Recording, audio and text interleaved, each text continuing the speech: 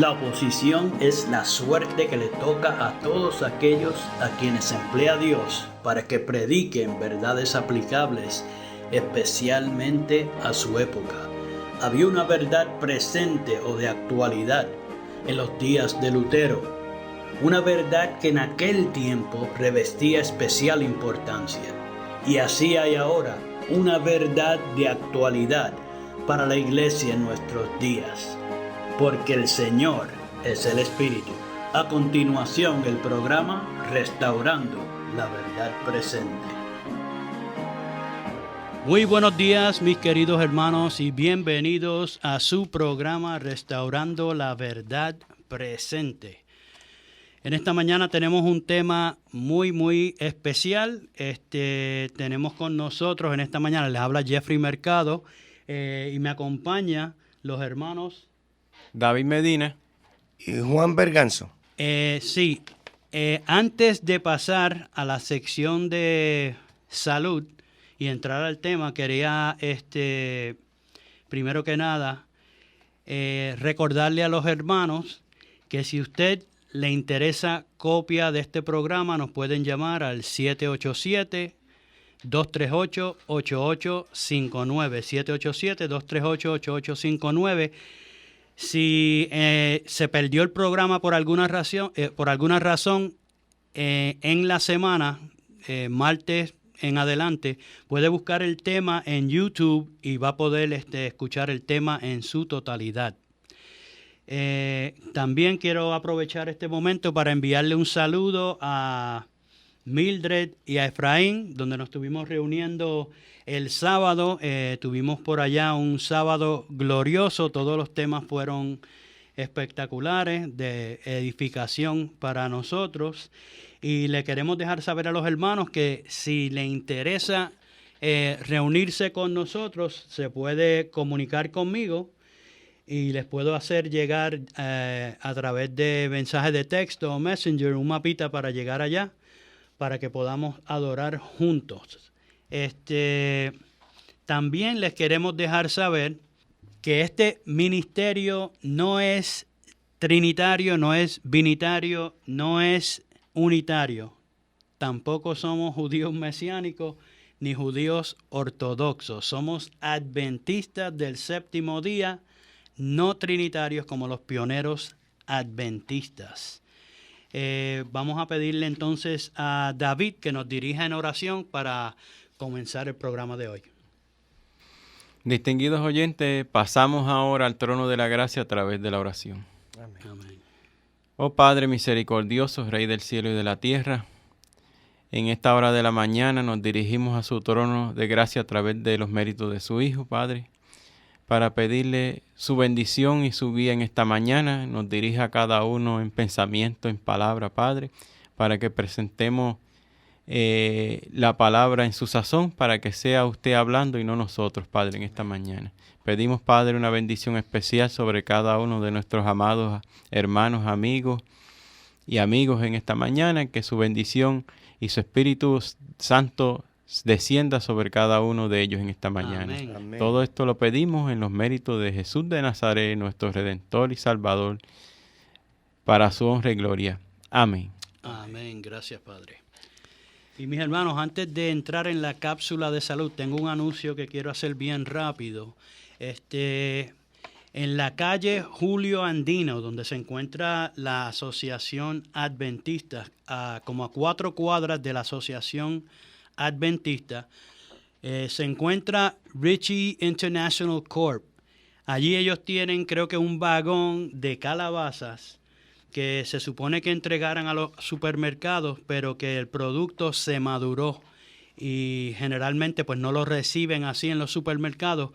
Le comento esto porque si a usted le interesa pasar por allí y llevarse algunas calabazas gratis, pues aproveche. Ya sabes, en la Julio Andino, como 4 cuadras más arriba de donde está la Asociación Adventista, en Ritchie's International Corp. Si quiere calabaza gratis, pase por allí. Continuamos con la cápsula de salud.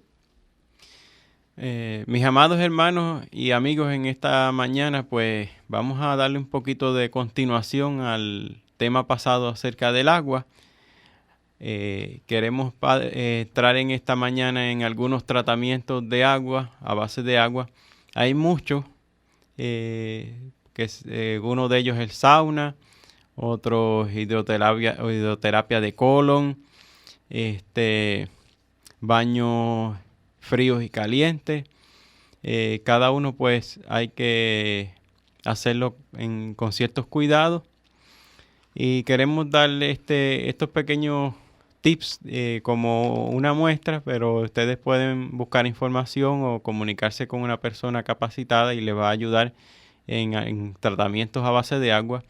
El más sencillo y que tenemos al alcance y el que cualquiera puede practicar es el tomar por lo menos 8 vasos de 8 onzas diarios. Y que es el más sencillo y el que menos hacemos. Y vamos a ver muchas diferencias en cuanto a la temperatura, en cuanto a el descanso, en cuanto a la evacuación, la vamos a ver. Pues en esta ocasión pues vamos a hablar un poco acerca de lo que es ablución o frotación de agua fría. Me dice esta información. Este procedimiento hidroterápico puede hacerse en forma parcial o completa sobre el cuerpo. Se emplea una toalla mojada en agua fría y se aplica según el orden que se detalla a continuación para cada caso. Siempre será necesario la reacción de calor correspondiente. Además de las reglas generales que ya hemos detallado para la aplicación del agua fría, téngase presente las siguientes normas. El bañista u otra persona mojará la toalla en agua fría, la escurrirá ligeramente y la utilizará tanto para los lavajes completos como para los parciales. La toalla así empleada se pasará suavemente pero con rapidez por la zona tratada, cuidando mojar por igual toda la parte que se desea. No se harán lavajes con el cuerpo frío. Tampoco se expondrá el cuerpo a corrientes de aire y se evitará todo lo que pueda frustrar la reacción de calor. Se cuidará de que el cuerpo que ha sido objeto del lavaje reaccione con calor. Para ello se recurrirá al abrigo, al ejercicio gimnástico o se permanecerá en cama hasta que el cuerpo haya reaccionado. Deberá vestirse sin secarse, salvo en el lavado de cabeza, en que debe secarse bien el cuero cabelludo. Así que lo importante en este tratamiento es que el cuerpo reaccione calentándose. Y como dice, una de los métodos es hacer ejercicio. Veo que la meta aquí es sudar y eliminar a través de la sudoración los químicos y las toxinas. Dice otra variante, ablución o frotación de agua fría en todo el cuerpo. Se desliza una toalla empapada en agua fría por la parte delantera derecha desde el pie hasta el hombro. Enseguida se frota el frente delantero izquierdo de la misma forma y se continúa con una pasada entre las piernas. Terminando esto, se pasa la toalla mojada desde el hombro derecho, bajando por el brazo hasta la punta de los dedos, regresando por debajo hasta las axilas y siguiendo después por el costado. De la misma forma, se prosigue en el lado izquierdo. Finalmente, se pasa la toalla por toda la espalda y se completa pisando la toalla húmeda. Debe vestirse sin secar, tratando de reaccionar con abrigo o con ejercicio físico. Tiene efectos tonificantes si se practica por la mañana al levantarse. Además, promueve las eliminaciones y favorece la actividad de riñones y pulmones. Si la frotación se realiza antes de acostarse, resulta un sedante de los nervios, permitiendo un sueño tranquilo y reparador. Como analizamos y lo hemos presentado en esta ocasión, lo importante es la sudoración. A veces no nos parece un poco desagradable sudar, pero es un método completamente natural y necesario del cuerpo. Sí, el cuerpo utiliza para eliminar las toxinas. Eliminar las toxinas. Así que es importante que sudemos, que no evitemos el sudar. Principalmente cuando hacemos ejercicio, que sea por la mañana o que sea por la tarde cuando ya está fresco, porque cuando está muy caluroso, en vez de ser saludable, es peligroso por la alta temperatura que estamos ahora experimentando. En la próxima ocasión quiero a ver si puedo conseguir buena información acerca de lo que es la hidroterapia y lavativas, porque hay ciertas variantes que no son muy saludables. Pues hasta aquí la cápsula de salud. Bien, mis queridos hermanos, vamos entonces a pasar al tema de hoy. El tema de hoy es muy importante. El tema se titula El Padre y el Hijo en el Santuario. Les dejamos saber que la Iglesia Adventista, ¿qué podríamos decir? Tiene una doctrina que no se encuentra en las demás denominaciones. Yo diría que es el pilar principal de nuestras creencias. Amén. O sea, quiere decir que tenemos una doctrina aparte de las otras denominaciones y para nosotros es extremadamente importante. ¿Y por qué será? El tema de hoy, pues, tiene un versículo que nos explica el por qué. ¿Lo puedes leer, David? Está en la Reina Valera, Ajá. 1865, Salmo 68, 24. Dice, vieron tus caminos, oh Dios, los caminos de mi Dios, de mi Rey en el santuario. Ok, el versículo ahí nos presenta que es en el santuario donde podemos ver los caminos de Dios. ¿Qué cosas lleva la Iglesia Adventista al mundo? ¿Qué información extrae del santuario que puede compartir con el mundo? ¿Cuáles son algunas de las cosas que nos brinda el santuario? Bueno, el santuario presenta el plan de salvación. Amén. Es algo que es único, es muy claro, prefigura a Cristo. Exacto. Como ese sacerdote, ¿verdad? En el tabernáculo terrenal, que prefiguraba obviamente el santuario celestial. Uh-huh. Ahí podemos ver también una cosa muy importante del santuario. Ahí podemos ver el reloj profético de nuestro Dios. Es otra cosa que podemos extraer del santuario y de las fiestas solemnes. Otra cosa que podemos ver en el santuario es que ahí podemos ver que había un método sustitutivo. O sea, la paga del pecado ¿era qué? Es muerte. Es muerte. Pero ahí podemos ver que entonces el penitente transfería sus pecados a un portapecados, por así decirlo, a uno que no tenía ningún tipo de mancha ni pecado, y entonces se expiaba ese pecado. Esa es otra cosa que podemos ver en el santuario. El salmista nos dice en el Salmo 63, 2, que fue en el santuario donde él pudo ver la fortaleza y la gloria de Dios. En el Salmo 73, 17, en una ocasión el salmista, meditando sobre los impíos, hasta casi los envidia, porque él veía que los impíos, ¿qué? Prosperaban, no les sucedía nada.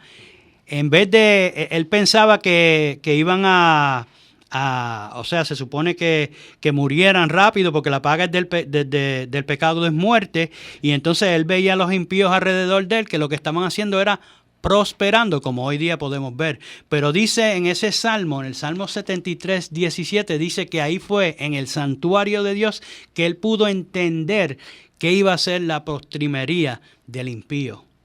O sea que hay muchas cosas que podemos sacar de allí. Pues entonces, siendo que eso es una fuente de luz que el Señor ha brindado para su pueblo, nosotros vamos a ir al santuario. Amén. Para ver si ahí nos dice algo acerca de la deidad.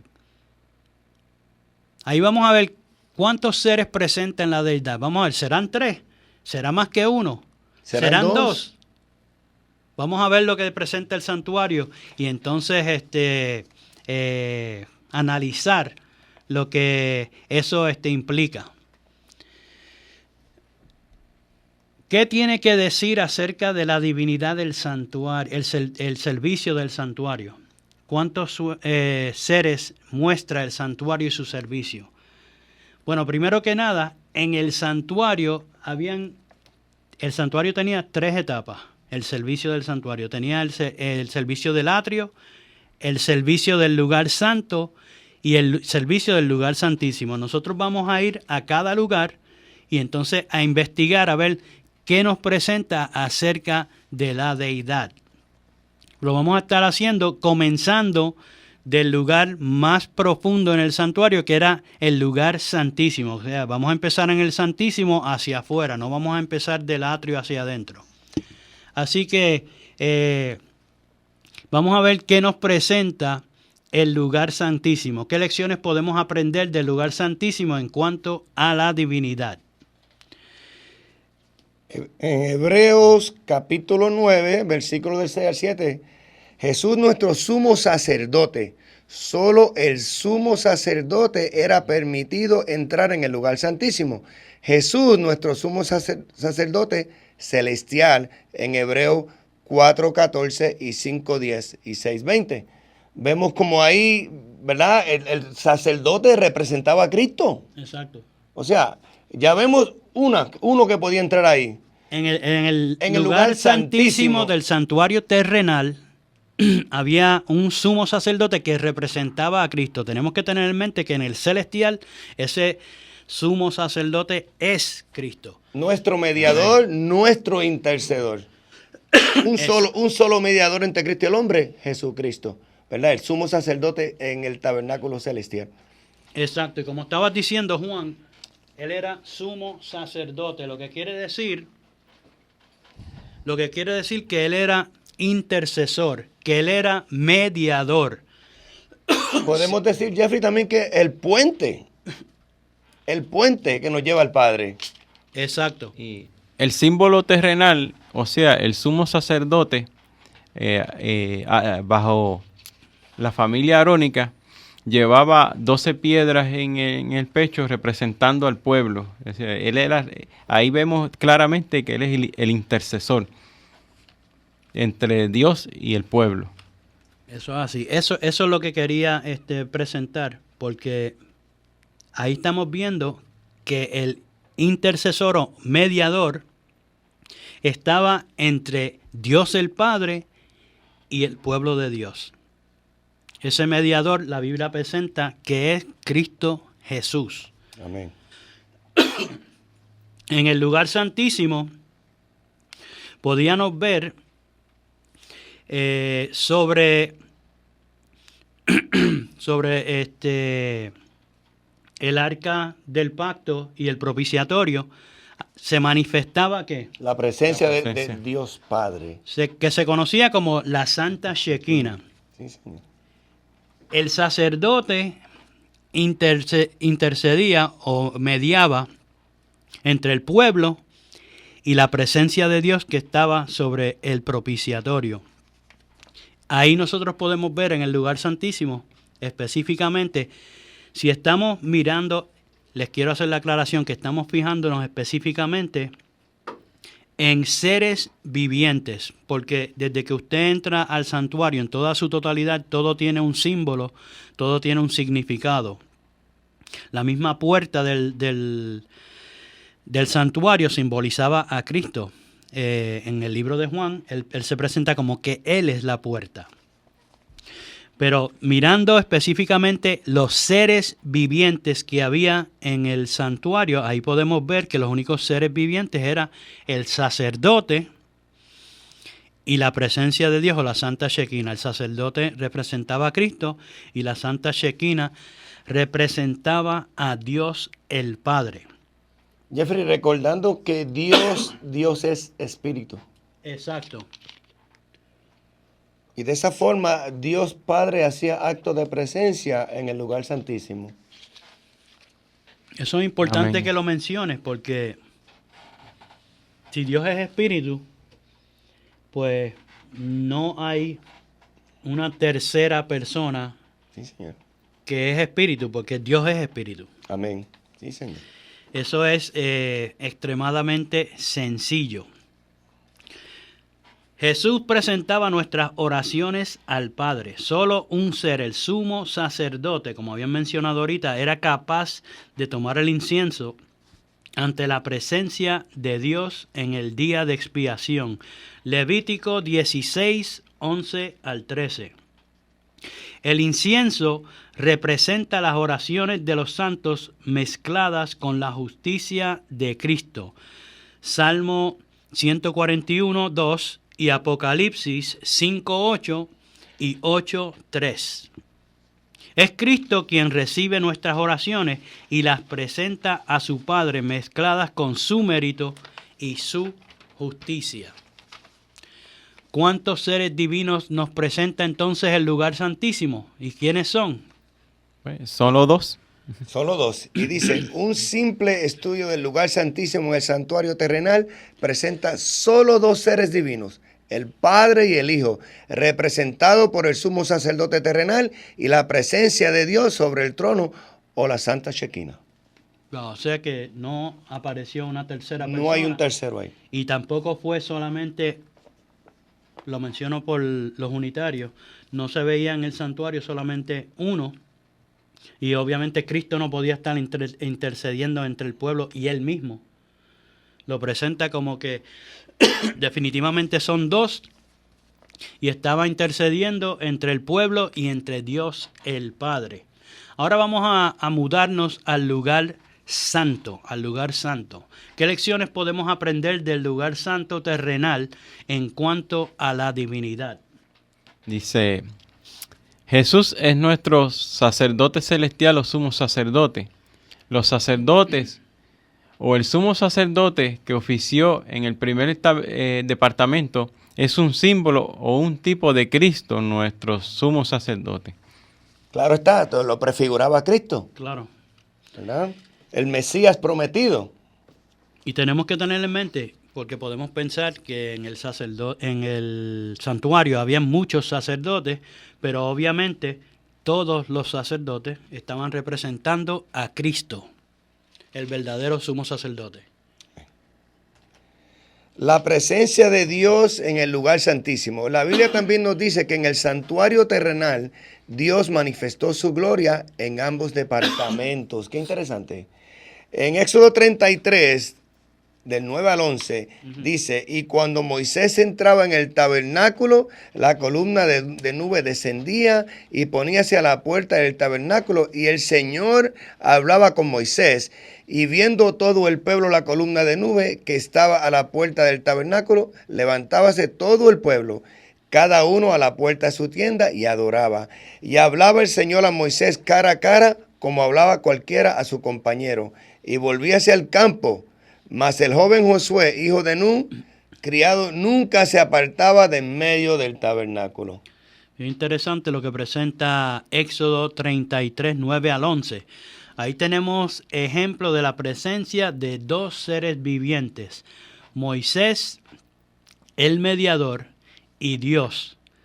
Por supuesto, sabemos que Moisés representa a quién. Si él era el mediador, ¿a quién representa? A Jesús. A Jesús, el único mediador. Eso se encuentra en Timoteo 2.5, 1 Timoteo 2.5 es muy claro, un solo mediador entre Dios y el hombre. Exacto, y Moisés mismo había dicho que Dios iba a levantar un profeta como él. Sí, Señor. O sea que ahí estaba Moisés representando a Cristo y él mismo mencionó acerca de cuando Cristo estuviera en la tierra con nosotros. Cabe mencionar algo muy importante, que a pesar de que había muchos sacerdotes o muchos que ministraban en el santuario, solamente en el tabernáculo podían oficiar los que eran de la familia arónica, que iban a ser descendientes, una vez fallecido el Aarón, el hijo mayor iba a ocupar el puesto de sumo sacerdote, era el que podía entrar, solamente uno podían entrar. Era el mediador, que sea el representante de Cristo. Eso es así. En la tierra. Pero ahí podemos notar entonces que en ocasión en que estaba Moisés, eso señalaba lo que venía en el futuro. O sea, nos daba el ejemplo que Cristo iba a ser nuestro mediador, nuestro sumo sacerdote, y Dios el Padre en el primer departamento, pues ahí cuando Moisés hablaba con él, representaba esa intercesión entre Cristo y su Padre. Es interesante notar que si vamos a la mesa de los panes, había algo bien particular con relación a ese mueble. Sí, la mesa de los panes tenía sobre ella 2 filas de pan, 6 en cada fila. Estas 2 filas representaban al Padre y al Hijo. Aquí está el porqué. 2 coronas. La mesa de los panes tenía 2 coronas. O una corona doble. Esto se encuentra en Éxodo 25, 23 al 25. Y también en Levítico 24, 5 y 6. ¿Y qué simbolizaban entonces esas coronas? Mira, Jesús es el pan de vida, ¿verdad? Jesús mismo dijo que era el pan de vida. El pan representa a Jesús en Juan 6:51, pero Jesús dijo, yo y mi Padre uno somos, en Juan 10:30. Por lo tanto, el pan podría representar al Padre también. Por eso es que Dios instruyó al sacerdote para colocar en el pan en 2 estivas, que representaba al Padre y al Hijo sobre una mesa que tenía 2 coronas. ¿Y por qué 2 coronas, Jeffrey? ¿Por qué 2 coronas y no 3? ¿O por qué no una? Exacto. ¿Verdad? Jesús compartió el trono del Padre. En Apocalipsis 3:21 nos dice Amén. que Jesús comparte el trono de su Padre. Por lo tanto, hay 2 seres divinos en el trono. No hay 3. Eso es así. 2 seres divinos. Y si hablando del pan, de cómo estaba puesto el pan de la proposición, En 2 estivas. alguien puede pues argumentar, porque sí, también el pan simbolizaba al pueblo. Eran 6 Eran tortas. 12, pero estaban 12 tortas, sí. Exacto, 12 tortas, pero estaban divididos. Es interesante notar que estaban divididas en 2 estivas de 6. ¿Por qué no estaban en 3 estivas de 4? O una estiva de 12. Porque solo habían 2 seres.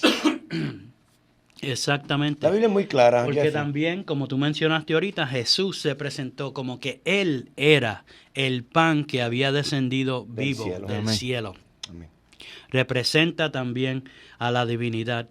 Y en la divinidad está el Padre y su Hijo unigénito. Así que definitivamente ahí también podemos ver Jeffrey, ¿y 2 seres. Sí, ¿y cuántos seres divinos nos presenta el lugar santo terrenal? ¿Y quiénes son ellos? ¿Verdad? Y 2 un estudio del lugar santo terrenal demuestra la presencia de solo 2 seres. Jesús el mediador, sacerdote y Dios el Padre. Otra vez solo 2 seres vivientes, no 3. Exacto. ¿Cuántos seres nos presentaba entonces? 2. En el lugar santísimo, ¿cuántos vimos? 2. Ok, podrá ser que haya 2 en el lugar santísimo y 3 en el lugar santo, o 1 en el lugar santo. Podría ser que haya esa variación. Dios es muy claro en su palabra. Como mencionaste ahorita, Juan, Dios es espíritu. Eso le hicimos, lo tratamos de resaltar en el programa pasado. Tenemos que tener eso muy en mente, porque como estábamos mencionando ahorita, en el santuario terrenal todo era simbólico, todo tenía una explicación, todo nos podía dar una enseñanza. Alguien puede hablar específicamente acerca de X o Y cosa, como que simbolizaba el Espíritu Santo. Nosotros no vamos a argumentar eso, porque el Espíritu Santo es Dios, que es Espíritu. Amén. No es una tercera persona. O sea, cuando algunas personas tratan de presentar como que nosotros rechazamos el Espíritu Santo, que nosotros no creemos en el Espíritu Santo, pues realmente le están faltando a la verdad y están causando confusión, porque nosotros sí creemos en el Espíritu Santo. Cabe recalcar, Jeffrey, que el Espíritu de Dios es el Espíritu Santo porque Dios es santo. Amén. Dios es santo y por lo tanto el Espíritu de Dios es el Espíritu Santo. Amén, amén. Y dice, es posesivo, es de Él. Exacto. No independiente de Él. No puede ser. Al igual, Jeffrey, que el Espíritu de Dios puede estar, el Espíritu nuestro no puede salir de nuestro cuerpo, pero Dios puede hacer lo que Él quiere con su Espíritu. Él es omnipresente. Él es omnipresente por medio de su Espíritu. Eso es lo que causa en muchas personas la confusión. Piensan que, bueno, muchas veces se nos ataca a nosotros y se trata de presentar, y me refiero a los no trinitarios, como que nosotros rebajamos a Cristo en ciertas maneras, porque tratamos de presentar lo que dice la Biblia. No podemos decir lo contrario. La Biblia presenta como que Él fue engendrado en un tiempo antes de la creación. Eso no nos lo inventamos nosotros, solo presenta la Escritura. Pero al presentar eso, que es lo que dice la Biblia, que es lo que los, por así decir, personas como los valdenses, los albigenses, los hérulos, los vándalos, personas que no eran trinitarias, era lo que ellos enseñaban porque era lo que sacaban de la Escritura. Eso en ninguna manera rebaja a Cristo. Cristo es divino. Pero rebajar a Cristo o al Padre es precisamente tratar de decir, nosotros, seres finitos, seres mortales, tratar de hablar del Padre y decir que Él no puede hacer esto. Él no puede hacer aquello. Pues mira, Él tiene unos atributos. Él es omnipotente. Sí. Nosotros denigramos a nuestro Padre Celestial y rebajamos a su Hijo cuando hablamos de una manera inconsistente con su palabra. Exacto. Su palabra es clara. El mismo Hijo nos dio la clave en Juan 17:3, que nos dice que te conozcan a ti, al único Dios verdadero, y a Jesucristo, al cual es enviado. Así es que nos enseñó el Maestro a hablar y a reconocer a nuestro Señor y a nuestro Dios. Otra cosa, Jeffrey, en Apocalipsis 3, 11 y 12, Jesús dice de su Padre, mi Dios. Exacto. En el templo de mi Dios, en el trono de mi Dios. Lo recalca. Lo recalca, lo dice 3 veces. Y establece. Y no está diciendo que Jesús no es divino. Él mismo dijo, mi Padre mayor que yo es. Exacto. Eso no lo rebaja en nada. Pero definitivamente si tratamos de decir, no, el Padre no puede hacer esto, o Cristo no puede hacer esto, necesita una tercera persona para hacer aquello, pues entonces ahí es donde están rebajando verdaderamente a la deidad. Porque están presentando al Todopoderoso como que no es tan poderoso nada. Porque hay X o Y cosas que no puede hacer. Pero uno de sus atributos es que es omnipresente. Y entonces no necesita de una tercera persona. Por eso entonces es cónsono lo que estamos viendo en el santuario. Ya en el lugar santísimo, en el lugar santo, lo que podemos ver es 2 seres divinos. Y les recalco, nos estamos fijando específicamente en seres vivos. No estamos entrando en simbología del mobiliario. No, estamos hablando específicamente acerca de seres vivos. El sacerdote o sumo sacerdote y la Santa Shekinah. El Padre y el Hijo. Y mayormente todo en el santuario, cuando tú vienes a ver, mayormente simboliza todo al Hijo, simboliza mayormente a Cristo. Pero en el santuario lo que vas a ver precisamente son 2 seres, no 3. No vas a ver uno. Ahí es que vas a empezar a tener que analizar bien tu postura, porque te vas a dar cuenta que ahí pues no encaja. Si creemos que es más que uno, pues va a ser difícil explicar cómo Cristo entonces intercede entre Él mismo, cómo se desdobla o cómo... Uno va a tener que empezar a buscar lo que el santuario no presenta. Si crees que son 3, pues de la misma manera. Porque si Él estaba intercediendo ante el Padre, pues no está en el santuario no vas a ver literalmente un ser vivo. Hago el énfasis porque sí van a ver cosas que tú puedes en el mobiliario que representan al Espíritu de Dios, refiriéndome al Padre, no a una tercera persona, pero no vas a encontrar 3 seres vivientes, solo van a haber 2. Así que vamos a pasar entonces al último lugar, que sería el atrio. ¿Qué lecciones podemos aprender del atrio terrenal en cuanto a la divinidad? El servicio en el atrio involucraba 3 seres vivientes. Número 1, Jesús, el sacrificio. El sacrificio, fuera oveja o becerro, etc.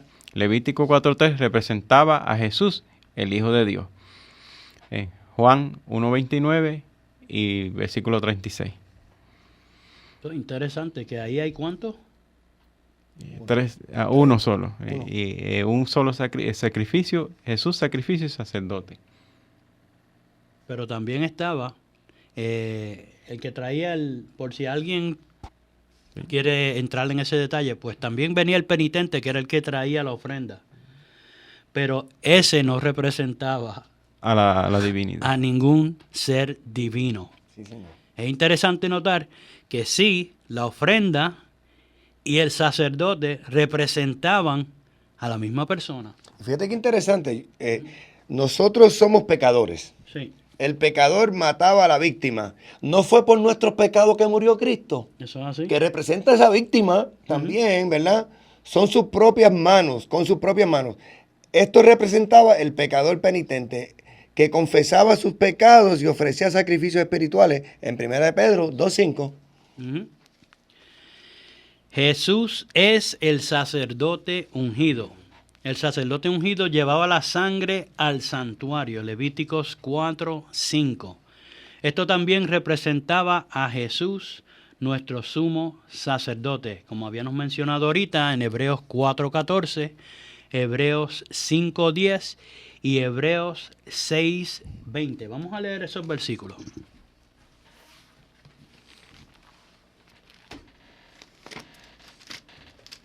Hebreos 4:14 dice lo siguiente: por tanto, teniendo un gran sumo sacerdote que penetró los cielos, Jesús, el Hijo de Dios, retengamos nuestra profesión. Wow. Y Hebreos 5:10, y fue declarado por Dios sumo sacerdote según el orden de Melquisedec. Y el otro versículo era Hebreos 6:20. 6:20 dice lo siguiente: donde Jesús entró por nosotros como precursor, hecho sumo sacerdote para siempre, según el orden de Melquisedec. Ok, ahí no tenemos, ahí no hay nada confuso, ahí es todo extremadamente claro.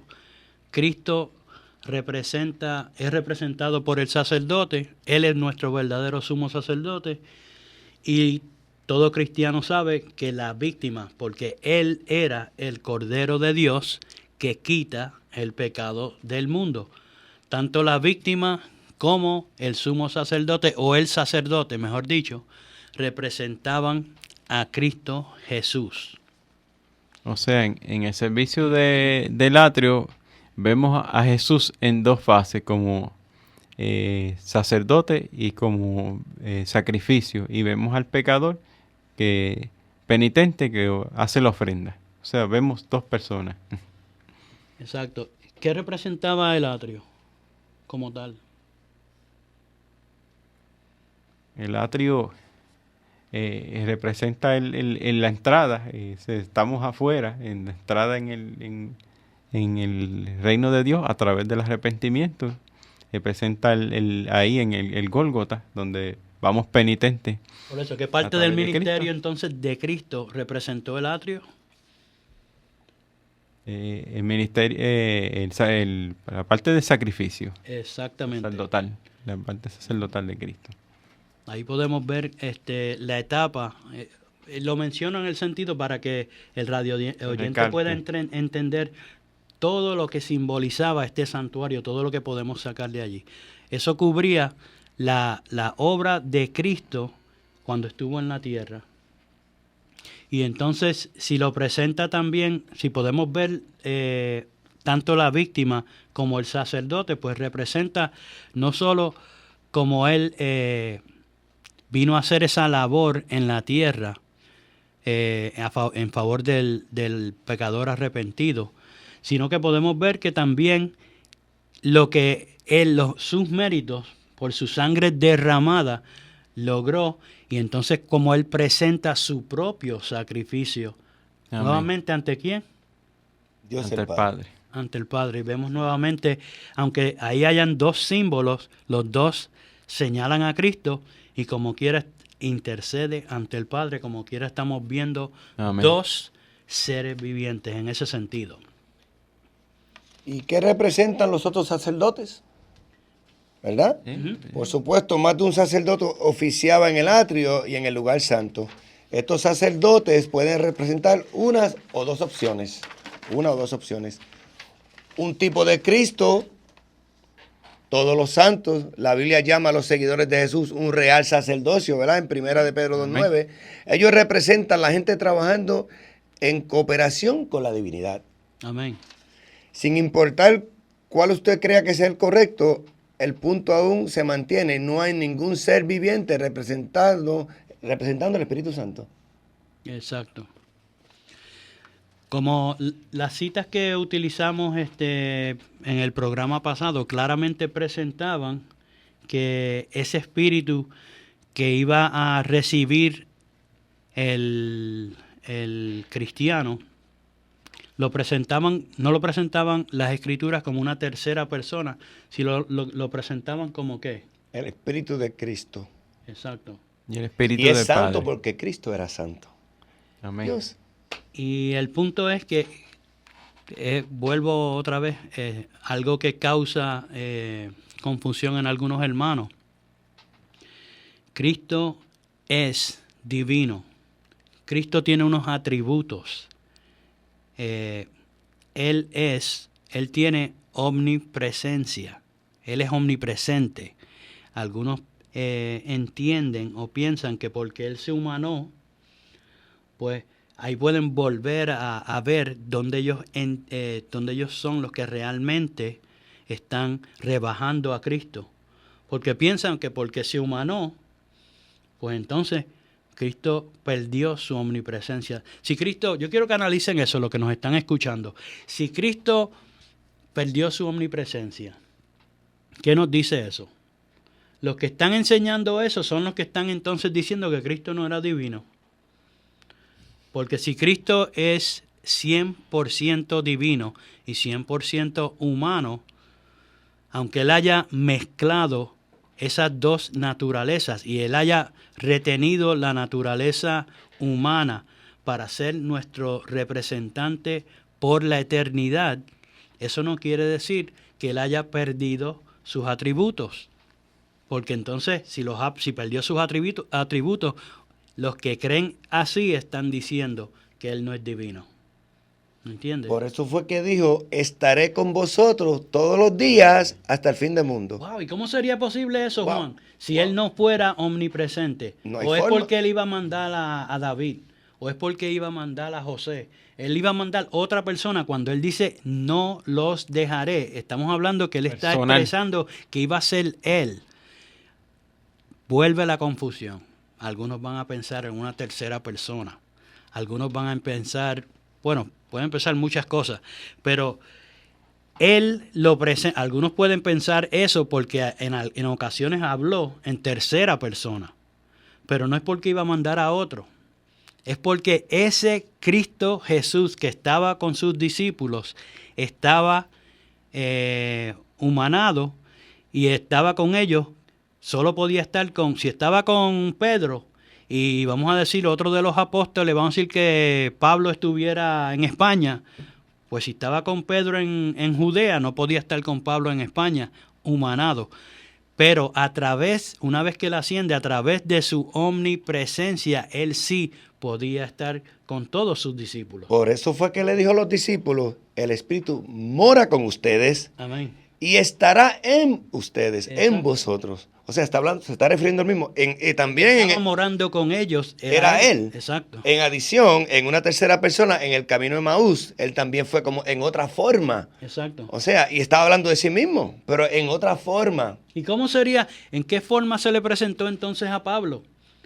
Sea que lo hayan, porque hoy dicen que lo tumbó del caballo. La Biblia no presenta si fue caballo, o si fue un camello, o si Pablo iba corriendo un avestruz, no sé. Pero cuando se le presenta a Pablo, ¿cómo se le presentó? Analicen eso, mis queridos hermanos. Se presentó de una forma gloriosa. Y una vez Pablo también dijo, si conocimos al Señor de forma humana, corporal, ya no lo conocemos así. Eso es claro. Porque ahora se manifiesta a través de su espíritu, del espíritu de Él, el espíritu de Cristo. Ahí que Él conduce a su pueblo. No es otra persona, mis queridos No es hermanos. a través de un tercer ser. Él es Él mismo a través de su espíritu. Dice Gálatas 4:6 que el Padre envió a nuestros corazones el espíritu de su Hijo, el cual clama, Abba, Padre.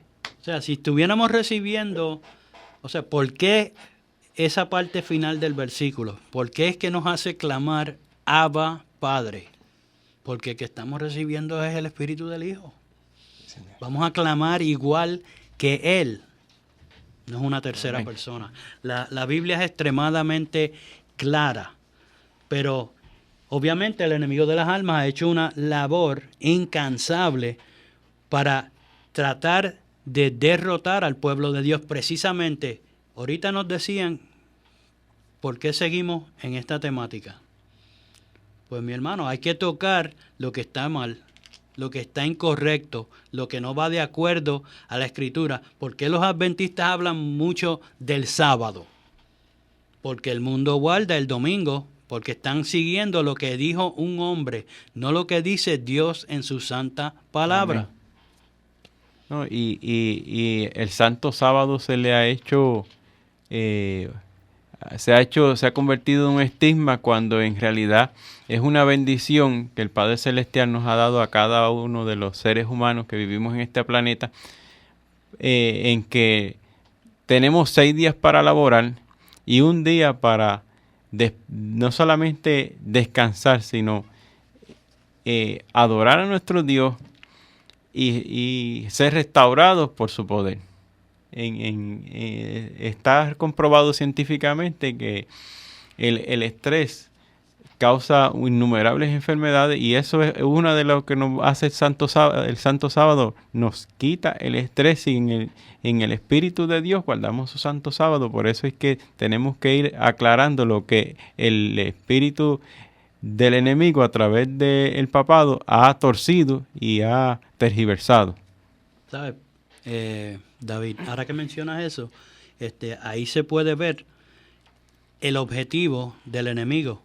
Porque en ese día, como cuando comencé el programa, le estaba felicitando a los hermanos que se dieron cita con nosotros allá en casa de Mildred y Efraín, y que pasamos un sábado excelente. Yo estuve toda la semana deseoso que llegara el sábado para reunirnos allí, pero no era meramente por tener la compañía de los hermanos, que definitivamente eso también lo gozamos, pero era ¿por qué? Porque nos íbamos a encontrar ¿con quién? Con nuestro Dios. Y con el Señor del sábado, exacto. Sí. O sea que al cambiarlo, te está apartando de la palabra. Si quiebras un mandamiento es como si los quebraras todos. Y vas a estar reuniéndote con, bueno, ¿quiénes establecieron ese día espurio? Pues los mismos que establecieron que son 3 y que no son 2. Pues lo más probable en el domingo te vas a estar reuniendo con esa tercera persona. Pero nosotros el sábado nos reunimos con el Padre y con el Hijo. Ahora, volviendo al tema. ¿Qué acerca del Espíritu Santo está representado en el atrio?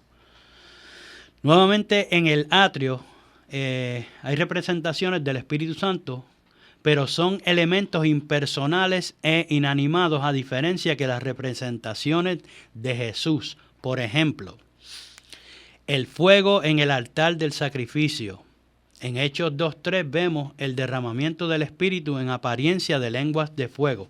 O sea, aquí está presentando, porque como le dijimos desde el principio, queremos ver los seres vivientes que hay en estos lugares en el santuario, en las diferentes etapas.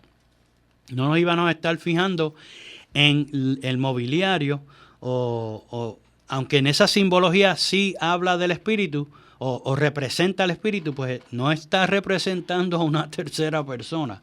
Está representando ahí en lo del altar del sacrificio. ¿Qué podemos ver? Solamente 2 personas. En el agua del lavacro, en el Nuevo Testamento, el agua ha sido utilizado para representar al Espíritu. Vea Juan 4:14, Juan 7:38-39, Apocalipsis 22:1. Está hablando de la obra que hace el Espíritu de ¿quién? De Jesús. No es una tercera persona. Sí hay mobiliarios que presentan en símbolo la obra del Espíritu de Dios, del Espíritu de Cristo, pero no es una tercera persona. El punto aún se mantiene. En ninguna parte vemos que el Espíritu Santo sea representado por seres vivientes como con el Padre y el Hijo, como en el caso del Padre y el Hijo en el santuario. Ahora, esto que vamos a tocar aquí es bien, bien interesante, mis queridos hermanos, porque ¿qué es una de las funciones del sumo sacerdote en el atrio que se relaciona con la obra de Jesús en la tierra? Esto es algo que a lo mejor muchos pues no lo han visto. Léete ahí, Juan. Es importante notar que una de las funciones o deberes del sumo sacerdote era educar al pueblo. Eso se encuentra en Ezequiel 44:23, que por supuesto tomaba lugar fuera del tabernáculo, ya que solo los sacerdotes podían entrar al mismo. En otras palabras, el sacerdote no solo ministraba ante Dios, sino que también salía a enseñar al pueblo. Muy, muy interesante, porque esto es una lección que presenta el santuario que muchos no han captado. Sí, que claramente el Espíritu es quien nos enseña, es el que nos guía y representa a ese sumo sacerdote, al mismo Cristo. El gran maestro. El gran maestro. Si el maestro, todo esto simbolizaba lo que Jesús iba a hacer para erradicar el pecado. Estamos en la etapa que él entró al santuario celestial. Pues entonces, él ministró ante el Padre, pero a la misma vez entonces tenía que ministrar o educar al pueblo. ¿Y cómo es que iba a hacer eso? Lo tremendo es que lo fascinante que los sacerdotes debían cambiar sus vestimentas antes de salir a la gente. Debían ponerse una vestimenta distinta, una vestidura diferente a la que usaron ante la presencia de Dios. Okay. Jesús vino a nuestra tierra vistiendo su divinidad con humanidad para poder ministrarnos a nosotros en palabra y en obra y ministrar su sacrificio. Wow.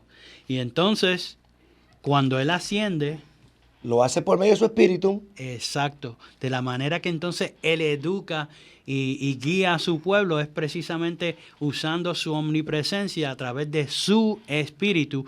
Aquí podemos ver el cambio de vestimenta, porque cuando Él ascendió, los discípulos lo vieron corporalmente.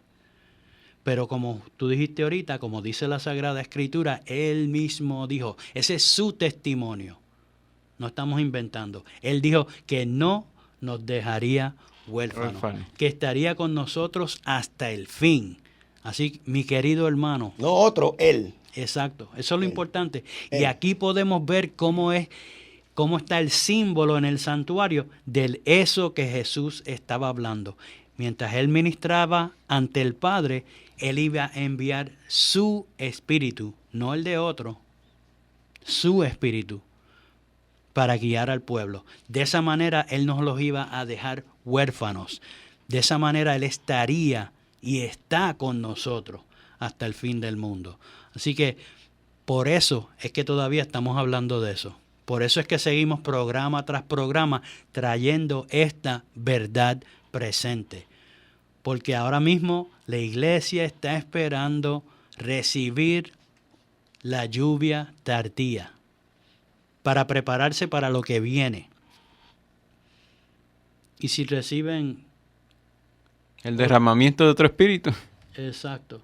¿No es eso lo que hemos estado viendo siglo tras siglo, década tras década, en todas estas personas que creen en ese sistema que instituyó Roma, o en esa doctrina que instituyó Roma, que obtuvo del paganismo?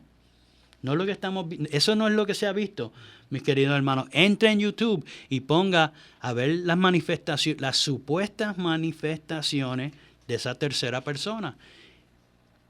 Esas supuestas manifestaciones de esa tercera persona, cuando usted las ve grabadas en YouTube, lo que meten es miedo. Y lo que hace es que el que no es cristiano huya de los cristianos. No los atrae.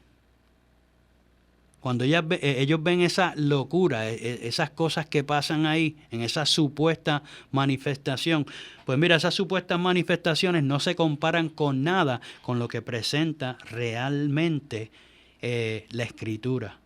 Porque cuando se recibe el Espíritu de Cristo, cuando tú obtienes la mente de Cristo, no vas a estar...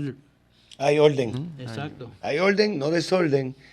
Lo que se está manifestando en ese ser que hablan es espíritu de demonios. Y la Biblia habla, Jesús mismo lo dice, espíritu de demonios, saltando, brincando, cayéndose, golpeándose. Y esas son manifestaciones del Espíritu de Dios. En algunos casos hasta se empiezan a quitar la ropa. ¿Qué ibas a comentar, David? No, que a pesar de que ahora no vemos esas manifestaciones en la iglesia popular, bueno, con nombre y apellido la vamos a llamar la Iglesia Católica Romana, no vemos esas manifestaciones ahora tan marcadas. En una época fue altamente marcada esas manifestaciones y dirigían multitudes. Bueno, lo tenemos en un ejemplo aquí en la iglesia, la del Pozo, la Virgen del Pozo. Sí, pero y se ve latente en el protestantismo apóstata, o sea, los protestantes que ya no protestan, que se han tragado todo lo que ha provenido de Roma. El mismo espíritu. Que guardan el día de reposo de Roma, no el de Dios, el espurio. Que creen en las doctrinas de Roma, que guardan las fiestas de Roma. Ellos siguen, como han seguido exactamente todo lo que Roma ha tirado, pues entonces ahora están ¿qué? Compartiendo ese mismo espíritu. El mismo espíritu de manifestaciones espiritualistas. Así que mis queridos hermanos, esto no es de poca monta, esto es sumamente importante porque lo falso se está dando y se va a dar el falso reavivamiento, por así decirlo. Pero eso quiere decir que lo mejor entonces está por venir y queremos que participe de la verdadera lluvia tardía del Espíritu de Cristo, que cuando lo recibes vas a ser amor igual que el Padre. Así que mis queridos hermanos, como pueden ver, el santuario terrenal nos presenta solo dos seres divinos, el Padre y el Hijo. No hay espacio para un tercer ser viviente en el santuario. En adición a eso, el servicio del santuario nos enseña que para cumplir con el tipo, Jesús tiene que hacer todo lo que el sacerdote hacía mayormente, salir a enseñar al pueblo, lo cual hace a través de su propio Espíritu, el Espíritu Santo.